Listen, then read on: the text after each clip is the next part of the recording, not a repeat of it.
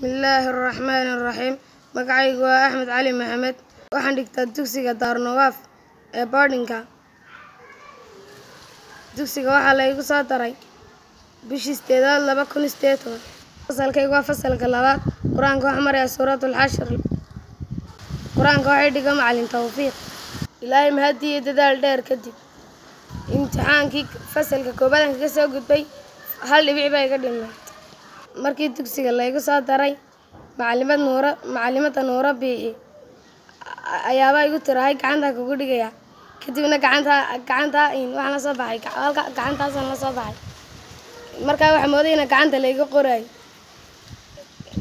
intii markii ka horeysay habeenkii macallin Idris ayaa wantu tiray dhigay wuxuu ku dhahay wan maxaa ku xiga aniguna laxban ilaahay waxaan akhri doonaa aayad ka mid suuratul Jumu'ah a'uudhu billahi minash shaytaanir rajiim بسم الله الرحمن الرحيم يسبح لله ما في السماوات وما في الأرض الملك القدوس العزيز الحكيم هو الذي بعث في الأميين رسولا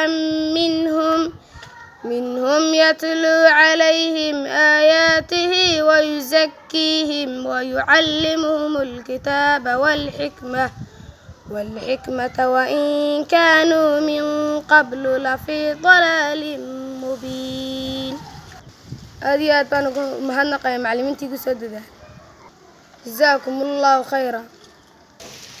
بسم الله والله آدي أتبانكم فرح سنة هاي إن لا تشوفوا أحمد علي محمد وأرضية بوردينك Daarnawaaf aad ka u dadaala runtii imtixaankii uu galay uu fasalka koobaad kaga soo gudbay hal dhibic oo kaliya ayaa ka dhinay 5 maado ayuu ardaygan dhigtaa aad iyo aad baan wallahi aan ugu farxay runtii labada qismo inooga sheekeeyeen waa qasaska ajaa'ibta ka mid tahay aan filayay inaanu ilaawi doonin insha Allah anigu waxaan ahay macallimiinta habeenkii boardingka Daarnawaaf jooga ee ardayda ku ilaaliyeen casharada akhriyaan wixii ku adkaadana u sheega aad iyo aad baan u farxsanahay waan salaam iyo dhamaantiin assalaamu alaykum wa rahmatullahi wa barakatuh sama maxaad ku daraysaa inta